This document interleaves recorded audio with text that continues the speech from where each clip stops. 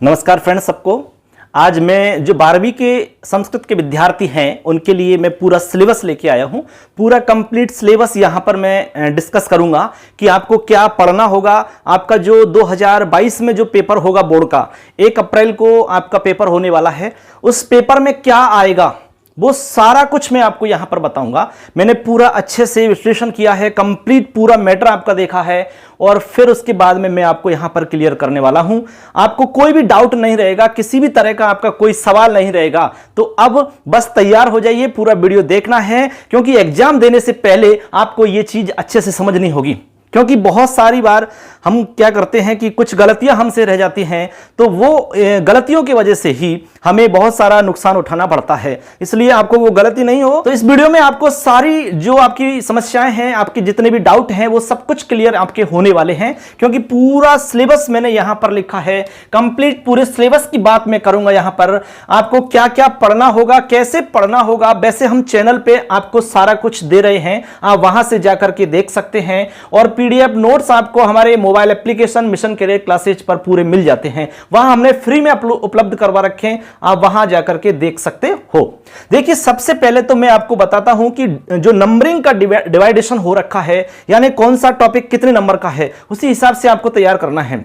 आपको छोड़ना कोई टॉपिक है नहीं है, तो आपको यह पता तो होना चाहिए भाई कौन सा टॉपिक कितने नंबर का है, उसी हिसाब से आपको तैयार करना है। ठीक है, देखिए सबसे पहले हमारा टॉपिक है, मैं यहां से आपको क्लियर कर रहा हूं कि आपका जो 80 नंबर का मैटर आएगा, जैसे कि मैंने यहां पर लिखा है ऊपर देखिए 80 नंबर आपके टोटल रहेंगे।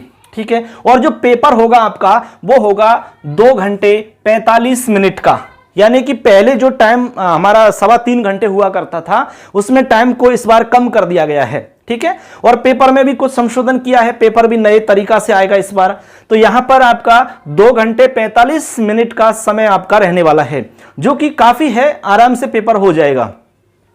और नंबर की बात करें तो 80 नंबर आपके इसमें फिक्स हैं। ठीक है, अब इसमें टोटल आपका जो सिलेबस है वो 80 नंबर का किस तरह से डिवाइड हुआ है, आपको किस टॉपिक को कितने अच्छे से पढ़ना होगा, वो आप यहां पर देखेंगे। सबसे पहले देखिए बच्चों, यहां पर पठित अवबोधनम, ये हमारा पहला टॉपिक है। ठीक है, पठित अवबोधनम जो है ये 30 नंबर का इसमें से मैटर आने वाला है।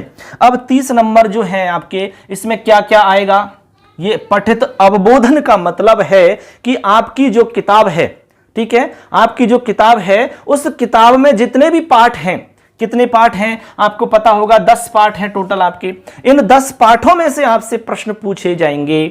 10 पाठों से आपको सारे प्रश्न अच्छे से तैयार करने होंगे। जितने भी पाठ हैं उन पाठों का हिंदी अर्थ अच्छे से समझना होगा, उनके जो शब्दार्थ हैं वो आपको देख लेने हैं।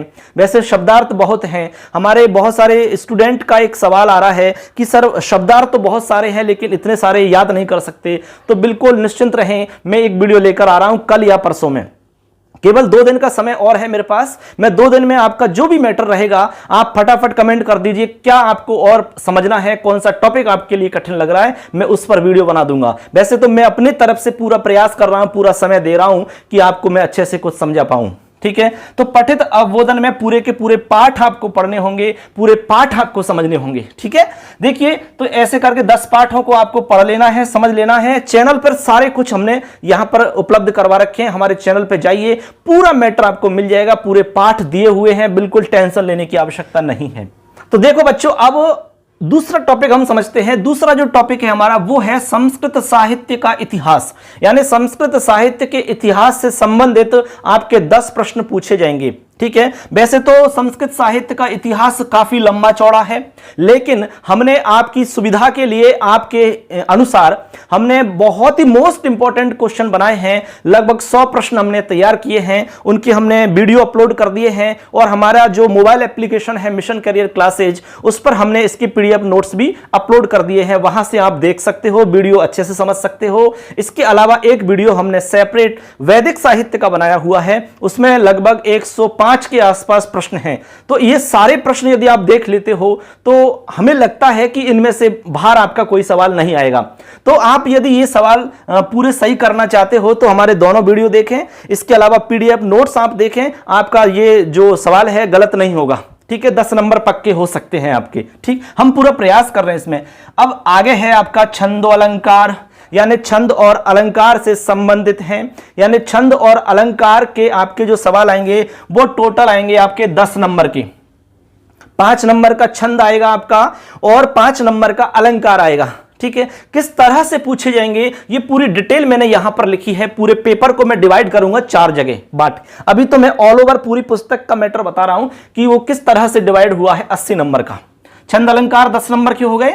इसके बाद में आपका 4 नंबर पे है अपठित अवबोधन, यानी अपठित अवबोधन से तात्पर्य है आपका अनसीन पैसेज, जो अंग्रेजी में आता है ना अनसीन पैसेज, वो आपके किताब से नहीं होगा, तो वो कहीं से भी आ सकता है आपके, तो कहीं से भी आए उससे कोई परेशानी नहीं है। हमें उस गद्यांश को पढ़ना है और उसमें से आपको कुछ प्रश्नों के उत्तर देने होंगे। किस तरह के प्रश्न पूछे जाएंगे वो मैं अभी आगे बताऊंगा। ठीक है, तो ये जो मैटर होगा ये आपका 8 नंबर का आएगा। कितने नंबर का बच्चों? 8 नंबर का मैटर है। इसके बाद में आगे चलते हैं 5 नंबर पे रचनात्मक कार्यम। रचनात्मक कार्य जो है वो टोटल 10 नंबर का है। एक बार सिलेबस दिमाग में यदि बैठ जाता है तो ये मानकर चलो कि आपका काम आसान हो जाता है। बस यही प्रयास हम कर रहे हैं, इसी वजह से हमने ये कोशिश की है कि आपको कुछ सहूलियत हो जाए, कुछ आपको फायदा हो जाए। ठीक है, इसलिए कोशिश करें आप बिल्कुल लगातार अपनी तैयारी को बनाए रखें, बिल्कुल समय को खराब नहीं करें। कहते हैं कि हर मुश्किल कल का हल होगा, आज नहीं तो कल होगा, और विश्वास हो अपने श्रम पर तो मरुस्थल में भी जल होगा, मरुस्थल में भी जल होगा। इसलिए विश्वास रखो अपने आप पर। हम पूरा प्रयास कर रहे हैं, हमारे साथ आप भी कोशिश करें, आप भी मेहनत करें, निश्चित रूप से आपको अच्छे परिणाम मिलेंगे। आगे देखिए, इसमें रचनात्मक कार्य जो है ये 10 नंबर का मैटर है बच्चों। कितने नंबर का है? 10 नंबर का। अब इसमें 2 चीज आपसे पूछी जाएंगी। कितनी चीजें? 2 चीज। एक तो है लघु निबंध, ये पहली बार टॉपिक जोड़ा गया है। लघु निबंध का टॉपिक आपका इस बार जोड़ा गया है। इसमें क्या करना होगा, आपको 2 टॉपिक मिलेंगे, कोई भी टॉपिक मिल सकता है। जैसे मान लो मिल गया सत्संगति कथम ने किम करोति पुंसाम, या सत्संगति का टॉपिक मिल गया, या फिर आपका प्रातः काल मिल गया, उद्यानम मिल गया, या फिर भारत देशः मिल गया, मम विद्यालय मिल गया, ऐसे कोई भी टॉपिक मिल गया। उस टॉपिक के बारे में आपको लगभग 50 से 60 शब्द लिखने हैं। 50 से 60 शब्द।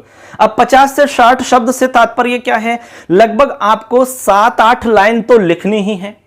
इतना आप लिखोगे तभी जाकर के आपको पूरे नंबर मिल सकते हैं। ठीक है, तो ये आपका लघु निबंध जो है 5 नंबर का डिवाइड है इसमें। इसके अलावा आपका इसी में एक टॉपिक और है रचनात्मक कार्य में, वो है अनुवाद, यानी संस्कृत अनुवाद है। आपको हिंदी के वाक्य मिलेंगे, उनमें आपको क्या करना है, संस्कृत बनानी है उनकी। ऐसे आपको टोटल 6 वाक्य मिलेंगे। अब 6 वाक्य आपके 4 नंबर के होंगे, ऐसा है इसमें, लेकिन टोटल दोनों मिला के 10 नंबर के हैं। हो सकता है ये 6 का आएगा, या ये हो सकता है आपका 4 का आए, कैसे भी करके डिवाइड हो जाएंगे ये। तो अब अभी आगे मैं बता दूंगा सारा कुछ इसमें, लेकिन टोटल 10 नंबर का मैटर है ये।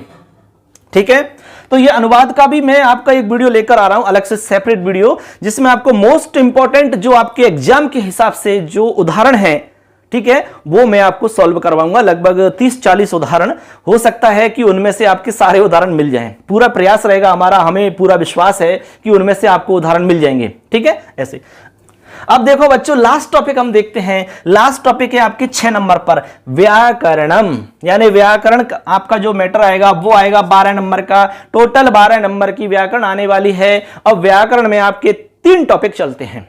ठीक है, एक तो संधि का टॉपिक चलता है, एक कारक का टॉपिक चलता है, और एक प्रत्यय का टॉपिक चलता है। ये तीनों टॉपिक हमने अच्छे से करवा दिए हैं, आप अच्छे से समझ सकते हो, देख सकते हो। कोई भी सवाल है इनमें से, आपको यदि कुछ पूछना है, कोई डाउट है, कोई समस्या है, तो आप कमेंट में हमसे सवाल कर सकते हैं। ये तो हो गया ऑल ओवर आपके मैटर, पूरा पुस्तक किस तरह से डिवाइड हो रखी 80 नंबर में। अब ये नंबरिंग करोगे तो 80 नंबर आपके हो जाते हैं। अब मैं पूरे पेपर को बता रहा हूं, जो 2022 में आपका बोर्ड में पेपर आएगा।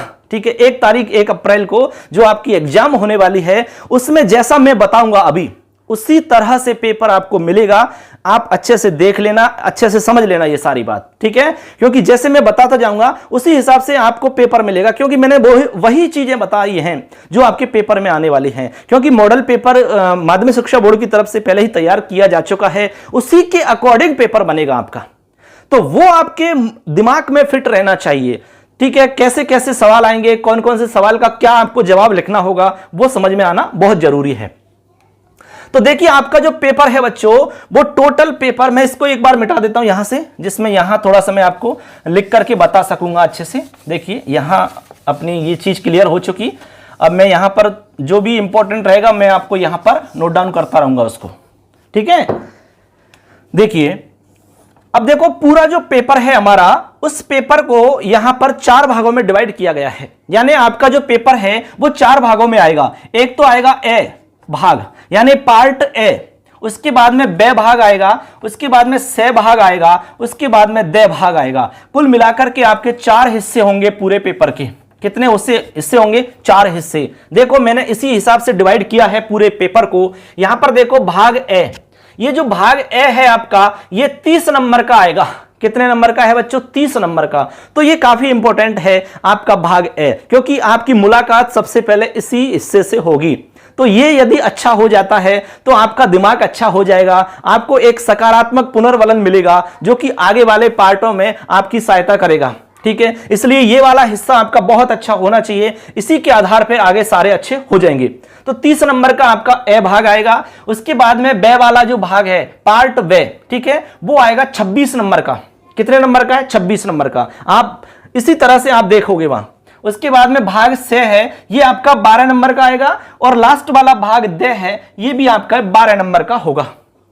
आप जोड़ सकते हैं, 30 और 26 आपके 56 हो जाते हैं, और 56 और 24 आपके 80 हो जाते हैं। ये टोटल जो नंबर है हमारे 80 नंबर हैं। अब इसमें देखो ए भाग में क्या आएगा, आपका जो सबसे पहला पार्ट आएगा भाग ए, उसमें क्या क्या मैटर आएगा सुन लीजिए अच्छे से। देखो सबसे पहले तो आपको इसमें मिलेंगे आपको बहुविकल्पात्मक प्रश्न, यानी कि एवे सैदे वाले प्रश्न मिलेंगे। ये आपको निश्चित रूप से ऐसा का ऐसा पैटर्न मिलने वाला है, ठीक है। इसमें आपको 12 प्रश्न मिलेंगे। कितने प्रश्न हैं? 12। अब 12 प्रश्न में आपको प्रत्येक प्रश्न 1 नंबर का होगा, तो ऐसे करके आपके 12 नंबर हो जाते हैं टोटल, ठीक है। अब एवे सैदे के जो सवाल आपके आएंगे ये आपकी किताब से आएंगे, ठीक है। आपकी किताब में जितने भी प्रश्न हैं उनमें से कहीं से भी बनाए जा सकते हैं। आपके पाठ परिचय से बनाए जा सकते हैं, पाठ के बारे में कहानी है, नाटक है, गद्यांश है, पद्यांश है, कुछ भी है वो उनमें से प्रश्न बना सकते हैं। इसके अलावा शब्दार्थ से संबंधित प्रश्न आपके पूछे जा सकते हैं, इसलिए आपको सब अच्छे से तैयार करना होगा।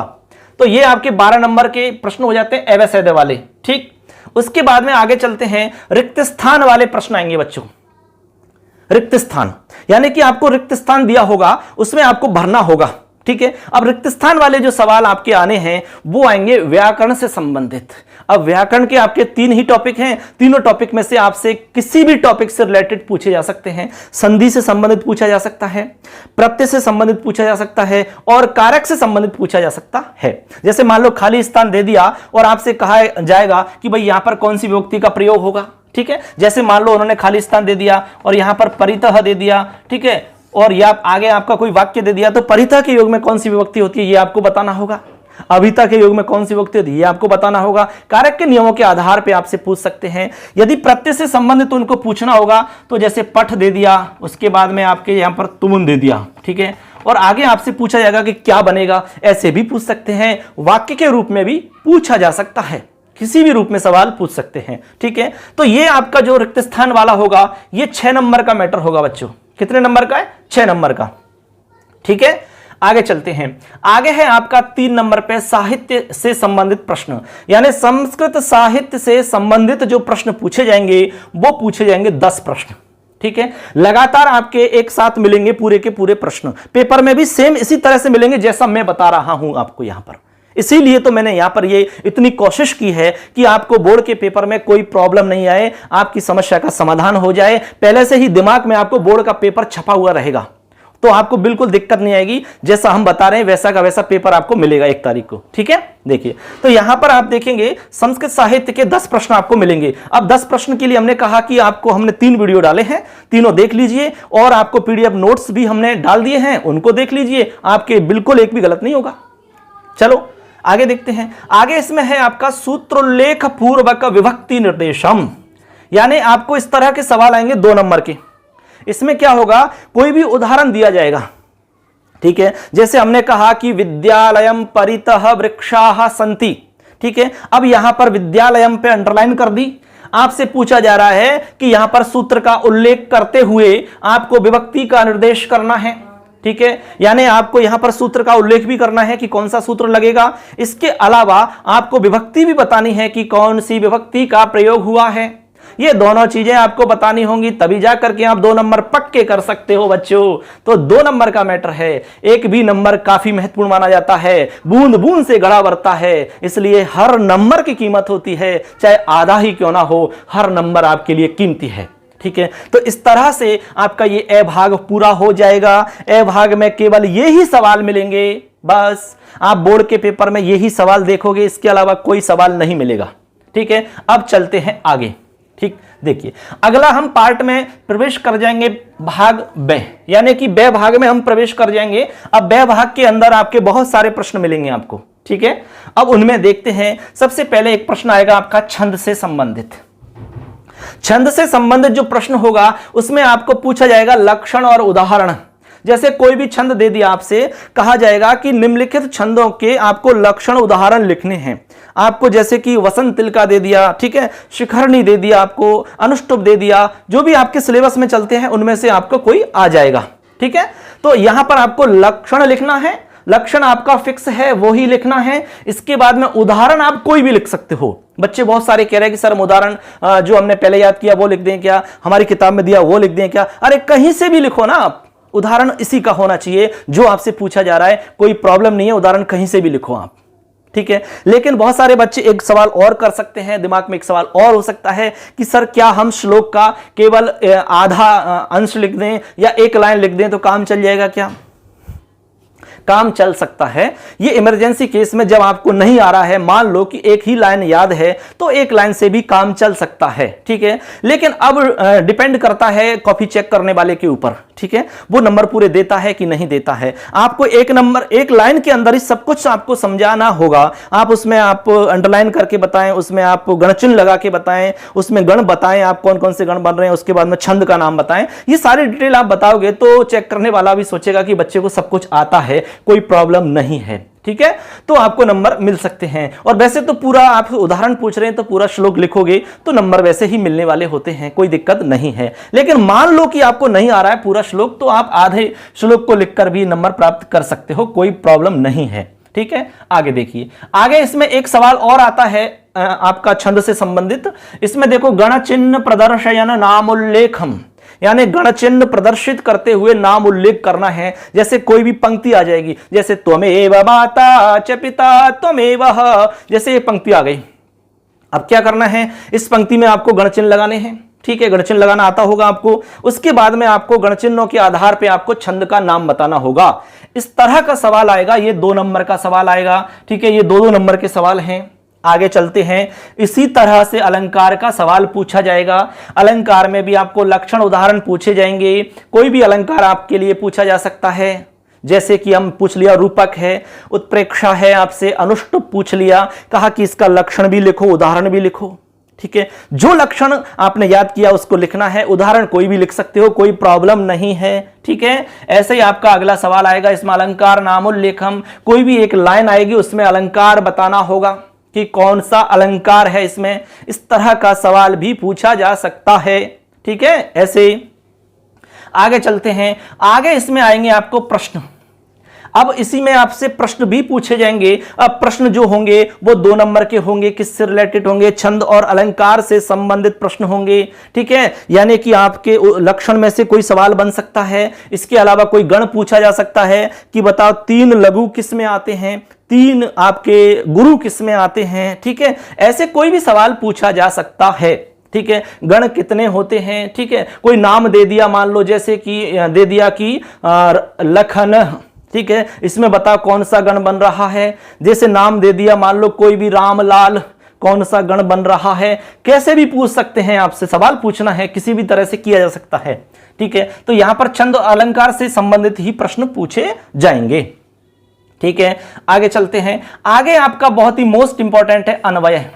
अन्वय आपका 2 नंबर का होगा, यानी कि आपको अन्वय करना होगा किसी भी एक श्लोक का। लेकिन किसी भी का मतलब है इसमें पेपर में जो आएगा उसी श्लोक का आपको अन्वय करना होगा। वैसे अथवा में आता है इसमें, तो अन्वय वैसे मैंने वीडियो बनाया हुआ है, अन्वय का वीडियो आप देख लो, अच्छे से समझ में आ जाएगा। फिर भी मैं एक वीडियो और बना दूंगा यदि समय मिला तो, ठीक है। फिर भी मैं थोड़ा थोड़ा बता दूंगा आपको बाद में, लेकिन अभी तो समय नहीं मिलेगा इतना। अन्वय के बारे में यदि आपको डाउट है, कुछ सवाल है तो आप पूछ सकते हैं, ठीक है। अन्वय कैसे करते हैं? अन्वय आपको 2 नंबर का रहेगा। अन्वय आपको लिखना है अच्छे से ढंग से, और मोस्ट में कुछ आपको श्लोक बता दूंगा अन्वय के लिए, उनको आप तैयार कर लेंगे। आगे है शब्दार्थ। शब्दार्थ आपकी किताब से कहीं से भी किसी भी पार्ट से पूछे जा सकते हैं। ये 2 नंबर के होंगे। अब 2 नंबर के लिए आप छोड़ तो नहीं सकते कि भाई 2 ही नंबर है, ये तो कोई बात नहीं है, छोड़ देते हैं और सवालों को कर लेते हैं, ऐसा नहीं है। हमने कहा कि हर आधे आधे नंबर, चाहे कितना भी नंबर हो, हर नंबर की कीमत होती है, हर नंबर कीमती है, क्योंकि बूंद बूंद से घड़ा भरता है, ठीक है। इस तरह से आपको हर नंबर को अच्छे से समझ के और उसको तैयार करना है, कुछ भी मैटर छोड़ना नहीं है आपको। तो शब्दार्थ के लिए मैं मोस्ट बता दूंगा आपको हर पार्ट से, लगभग 15, 20, 25, उनको आप तैयार कर लेना, रट लेना। हो सकता है, उम्मीद है, विश्वास है कि उनमें से आ जाए, ठीक है। पूरा प्रयास रहेगा हमारा कि उनमें से आ जाए आपको, ठीक है। जो मैटर हम बता रहे हैं उनमें से हम लगभग, हमें खुद को विश्वास है कि 90% आपको उसमें से मिल जाएगा। पेपर देने के बाद में हम मिला सकते हैं। आगे देखिए, आगे इसमें एक सवाल आता है, सूत्रोल्लेख पूर्वक संधि विच्छेद। आपको सूत्र उल्लेख पूर्वक संधि विच्छेद करना होगा। यानी कोई भी शब्द आ गया जैसे जगदीश, इसमें आपको सूत्र का उल्लेख भी करना होगा, कौन सा सूत्र लगता है, और फिर संधि विच्छेद भी करना होगा। 2 काम करने हैं आपको, समझ रहे हैं ना बात। यानी कि इसमें आप लिखोगे सबसे पहले तो कि ये सूत्र लिखता है, इसमें लगता है, ये सूत्र इसमें कार्य करता है, सूत्र का नाम लिखोगे सबसे पहले, ठीक है। तभी नंबर मिलेंगे आपको, ऐसे नंबर नहीं मिलेंगे। आधा अधूरा लिख दिया तो नंबर नहीं मिलता है। इसके बाद में आप संधि विच्छेद करोगे उसका, तभी जाकर के नंबर मिलेंगे। क्लियर है बात? ऐसे आगे चलो। आगे एक सवाल आता है, सूत्र उल्लेख पूर्वक संधि करो। यानी सूत्र उल्लेख पूर्वक संधि करनी है। अब यहां पर आपको विच्छेद मिलेगा, आपको विच्छेद करने की जरूरत नहीं है, विच्छेद मिलेगा ऑलरेडी। जैसे सुधन आगतम, विच्छेद मिल गया। अब आपको करना क्या है, इसको मिलाना है, यानी आपको संधि करनी है। तो आपको यहां पर सूत्र बताना होगा और संधि भी करनी होगी, 2 काम आपको करने हैं, ठीक है। ऐसे अगला सवाल है आपका गद्यांश का। अब यहां पर आपको गद्यांश मिलेगा, इस भाग बे के अंदर लास्ट में आपको गद्यांश मिलेगा, ठीक है। अब गद्यांश की सीरीज स्टार्ट है, अगले पार्ट में भी गद्यांश मिलेगा आपको। अब गद्यांश आपकी पुस्तक से ही होगा, ठीक है, कोई दिक्कत वाली बात नहीं है, कहीं से भी किसी भी पार्ट से आ सकता है। अब पूरे गद्यांश को आपको अच्छे से समझना है, पढ़ना है, क्योंकि 8 नंबर का है। 8 नंबर बहुत कीमती होते हैं, ठीक है। अब इस गद्यांश में से आपके 4 तरह के सवाल पूछे जाएंगे आपसे। कितने तरह के? 4 तरह के सवाल। अब 4 तरह में एक तो होगा एक वाक्य में उत्तर दो, एक वाक्य में उत्तर देने के लिए पूछे जाएंगे आपको 2 सवाल। इसके बाद में है पूर्ण वाक्य में उत्तर दो, तो पूरा वाक्य में उत्तर देना होगा आपको, ठीक है। ऐसे ही आपका एक पूछा जाएगा भाषा संबद्ध कार्य, यानी भाषा से संबंधित कार्य, यानी कि ग्रामर से रिलेटेड प्रश्न पूछे जाएंगे आपको। और ये पूछे जाएंगे 4 सवाल। कितने? 4 सवाल। अब 4 सवाल किस किस प्रकार के होंगे वो भी बता देता हूं। एक सवाल तो होगा विशेषण विशेष्य से संबंधित, यानी विशेषण विशेष्य बताना होगा। दूसरा होगा कर्तृ क्रियापद, यानी कर्ता और क्रिया बताना होगा। इसके बाद में एक होगा आपका पर्यायवाची या विलोम शब्द से संबंधित, और एक होगा सर्वनाम प्रयोग, यानी कि आपको संज्ञा के स्थान पर सर्वनाम का प्रयोग करना होगा या संज्ञा की जगह सर्वनाम का प्रयोग करना होगा। यानी कैसे भी आपसे कर सकते हैं। जैसे हमने कहा कि राम घर जाता है, तो हमने राम शब्द जो है संज्ञा शब्द है, इसको हटा दिया, लिख दिया कि वह घर जाता है। तो संज्ञा शब्द को हटा के हमने वह लिखा, वह सर्वनाम है, तो हमने कहा कि भाई सर्वनाम को हटा के संज्ञा लिखो, तो हमने फिर वह को हटाया, राम लिख दिया। यानी कि राम घर जाता है, तो हम सर्वनाम को हटा के संज्ञा शब्द लिख सकते हैं और संज्ञा शब्द को हटा के सर्वनाम शब्द भी लिख सकते हैं। किसी भी तरह से आपसे पूछा जा सकता है। तो इस तरह से बच्चों आपने देखा कि ब भाग के अंदर बहुत सारे प्रश्न आपको मिलने वाले हैं। इस तरह से आपका ये ब भाग तैयार हो जाता है। अब चलते हैं भाग से में, ठीक है। अब भाग से की तरफ चल रहे हैं, आपको पार्ट से मिलेगा। अब जैसे आपने 2 भाग कर लिए, अब तीसरा भाग आपके पेपर में मिलेगा। इसमें आपको कौन कौन से प्रश्न मिलेंगे वो भी सुन लो। सबसे पहले प्रश्न मिलेगा सप्रसंग हिंदी भाषा में भावार्थ करना है। 2 करने होंगे आपको, यानी सप्रसंग हिंदी भाषा में आपको भावार्थ लिखना होगा। कोई भी सूक्ति आपसे पूछी जाएगी यहां पर, ठीक है, कोई भी सूक्ति आ जाएगी, उस सूक्ति का आपको भावार्थ लिखना होगा। ठीक है, भावार्थ लिखना होगा और ऐसे आपको 2 सवाल करने होंगे। 3 नंबर का मैटर है ये। चलो समझ में आ गया होगा, कोई इसमें ज्यादा खास बात नहीं है। इसके बाद में आपका गद्यांश आएगा, यहां पर एक गद्यांश आएगा आपकी किताब से, कोई भी गद्यांश किसी भी तरह का हो सकता है। ये 3 नंबर का होगा। इसमें टोटल 3 ही प्रश्न आपसे पूछे जाएंगे। कितने? 3 सवाल पूछे जाएंगे, छोटे छोटे सवाल होंगे आपके, और उसी गद्यांश में से पूछे जाएंगे, जो उसी में से ढूंढ करके लिखना है आपको, कोई बड़ा काम नहीं है। ठीक, इसके बाद में एक पद्यांश आएगा, लगातार गद्यांश आ गया, फिर पद्यांश। पद्यांश में एक श्लोक आएगा, कोई भी श्लोक हो सकता है, उसी श्लोक में से आपसे सवाल पूछे जाएंगे, 3 सवाल, तो उन 3 सवाल का जवाब देना है। ठीक है, 3 नंबर का मैटर हो गया। इसी तरह से एक नाट्यांश आएगा। अब नाट्यांश तो आपको पता है कि एक ही चल रहा है, बाल कौतुकम, उसी में से आना है, निश्चित है। तो नाट्यांश 3 नंबर का होगा, इसमें से भी 3 सवाल पूछे जाएंगे। ऐसे करके टोटल आपके देखो कितने सवाल हो गए, 1 2 3 4 सवाल हैं, 12 नंबर के हो गए, क्योंकि एक सवाल 3 नंबर का है, तो टोटल 12 नंबर के सवाल आपके हो जाते हैं। तो यहां पर लगभग बड़े बड़े ऐसे सवाल हैं, छोटे सवाल नहीं है यहां पर। तो इस तरह से आपका भाग से कंप्लीट हो जाता है, कोई प्रॉब्लम नहीं है। ये आपके दिमाग में फिट रहनी चाहिए कि कौन से हिस्से में क्या आएगा और क्या लिखना है, कैसे लिखना है। ठीक, आगे चलो। आगे है हमारा लास्ट पार्ट है भाग द। इसमें सबसे पहले एक प्रश्न मिलेगा आपको, प्रश्न निर्माण। ये 4 नंबर का होगा। ठीक है, यानी कि 4 आपको बनाने हैं और हर प्रश्न आपका 1 नंबर का है। तो यहां पर प्रश्न बनाने होंगे, अंडरलाइन किया हुआ रहेगा। ठीक है, वैसे हमने वीडियो बना रखा है, उस वीडियो को आप अच्छे से देखो तो आपको समझ में आ जाएगा। तो प्रश्न निर्माण करने होंगे, 4 नंबर का मैटर है, बहुत ही मतलब अच्छा टॉपिक है ये, बहुत कुछ ज्यादा इसमें दिमाग नहीं लगाना होता है, सिंपल सा रहता है। इसमें 2-4 चीजें हैं जो आपको ध्यान में रहनी चाहिए। ठीक, आगे देखिए अगला सवाल इसमें आता है संस्कृत अनुवाद, 4 नंबर का है। इसमें 6 करने होते हैं आपको, कितने? 6। अब 6 टोटल मिला के 4 नंबर के आते हैं इसमें।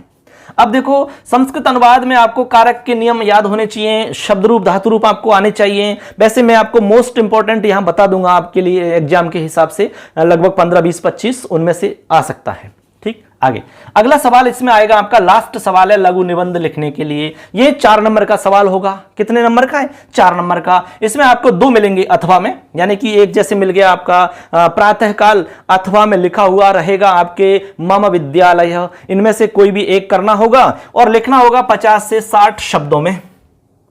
हम पहले बता चुके हैं आपको, 7-8 लाइन तो लिखनी ही होंगी आपको। इस तरह से हमारा भाग द भी कंप्लीट हो जाता है बच्चों। इस तरह से आपने देखा कि आपका जो पेपर होगा बोर्ड का, उसमें यही मैटर आएगा, इसी तरह का पेपर होगा, इससे बाहर कुछ भी नहीं आएगा, ये आप पक्का मान लो। ठीक, तो ये आपके दिमाग में पहले से ही सेट रहना चाहिए। बोर्ड का पेपर कैसा होगा, घबराने की आवश्यकता नहीं है, ऐसा होगा। देख लो आप, कहां दिक्कत है इसमें, मैंने पूरा विश्लेषण करके बता दिया, पूरा पेपर आपके सामने है यहां पर। अब प्रश्न हम नहीं बता सकते, ठीक है, फिर प्रश्न भी बताएंगे आपको, मोस्ट उनमें से आपको मिल जाएगा, याद रहने चाहिए आपको बस। तो इस तरह से आपको दिमाग में फिट हो गया होगा। अब इसमें एक बात और ध्यान रख लो आप, जैसे कि आपके 4 हिस्से हैं। अब क्या होता है, जैसे मान लो आप भाग ए स्टार्ट कर रहे हैं और भाग ए में आपको मान लो 3 सवाल छूट गए जो नहीं आ रहे हैं आपसे, और बाद में आप भाग से में पहुंच चुके हैं और अब आप क्या किया, आपने भाग ए के सवाल भाग से में कर दिए। यह गलत तरीका है, ऐसे नंबर नहीं मिलते आपको। यानी भाग ए के सवाल यदि भाग से में आपने कर दिए तो यह गलत माना जाएगा, नंबर नहीं दिए जाएंगे। यदि भाग से के सवाल आपने भाग ए में कर दिए तो भी गलत है। भाग ए के सवाल ए के अंदर ही करो, आप बात समझ रहे हैं। उसके बाद में भाग बे के सवाल भाग बे के अंदर ही करो, सेपरेट। वो आगे पीछे जगह छोड़ दो आप, कोई दिक्कत नहीं है, लेकिन उसी में रहने चाहिए। आपको नंबर लिखना है, प्रश्न का नंबर लिखना है, उसके अंदर आपको फिर नंबर लिखना है। जैसे कि पहला सवाल है, पहले में आपका 7वां सवाल है तो वो लिखना होगा आपको इस तरह से। तो ये आपका पूरा विश्लेषण हो गया कि आपका ये 12th का संस्कृत बोर्ड का पेपर किस तरह का होगा, किस तरह के सवाल आपसे पूछे जाएंगे, कंप्लीट जानकारी हो गई। तो ये वीडियो कैसा लगा आपको जरूर बताना है। इसमें कोई भी डाउट है, किसी भी तरह का आपका सवाल है तो आप जरूर हमें कमेंट में आपका सवाल टाइप करें, लिखें, जिससे कि हम आपको और अच्छे से समझा सकें, आपके लिए हेल्प कर सकें। वैसे हम तत्पर हैं, पूरी तरीका से कोशिश कर रहे हैं कि जितने भी हमारे विद्यार्थी हैं राजस्थान के अंदर, चाहे वो कहीं से भी हैं, किसी भी जगह पर हमें देख रहे हैं, हमें पढ़ रहे हैं और हम वैसे पूरा प्रयास कर रहे हैं कि आपका पूरा सिलेबस हम रिवीजन के तौर पे एक बार करवा दें, आप अच्छे से देखते रहें, सुनते रहें। तो मित्रों, लास्ट में हम सबसे यही कहना चाहेंगे कि निश्चित रूप से आप अच्छे नंबर लेके आओगे, ये हमारा पूरा विश्वास है, क्योंकि हम जिस तरह से मेहनत कर रहे हैं आप लोग भी ऐसी मेहनत कर रहे होंगे, ऐसा हमें विश्वास है। इसलिए आप अपनी मेहनत को बरकरार रखें, निश्चित रूप से आप सफलता प्राप्त करेंगे, कोई संशय नहीं है। कहते हैं कि हो इरादों में हकीकत, हौसलों में जलजला, आसमां झुककर तुम्हारे पांव तक आ जाएगा, देख लेना ये किनारा नाव तक आ जाएगा, देख लेना ये किनारा नाव तक आ जाएगा। खिलते रहो गुलाब की तरह, हर गम से रहो आजाद, दुखों का करना पड़े ना तुम्हें सामना, यही है हमारी शुभकामना, यही है हमारी शुभकामना। जय हिंद, वंदे मातरम, जयतु संस्कृतम। धन्यवाद। फिर मिलेंगे नए टॉपिक के साथ में। कोई भी परेशानी है, किसी भी तरह का कोई भी टॉपिक आपके लिए कठिन लग रहा है, तो बस डरने की कोई आवश्यकता नहीं है, घबराने की आवश्यकता नहीं है। हर समस्या का समाधान करने के लिए हम आपके साथ हैं। तो बस जुड़ जाइए। हमारा मोबाइल एप्लीकेशन है मिशन करियर क्लासेज, फटाफट डाउनलोड कर लो, क्योंकि नोट्स उसी पर मिलेंगे आपको। ऑनलाइन टेस्ट भी दे सकते हो, उस पर आपको टेस्ट मिल जाएगा, वहां पर फ्री है सब कुछ। ठीक है, तो चलिए, और भी कोई समस्या है तो आप फटाफट कमेंट कर दीजिए। मिलेंगे नेक्स्ट टॉपिक के साथ में, तब तक के लिए जय हिंद, जयतु भारतम, वंदे मातरम। धन्यवाद। जयतु संस्कृतम।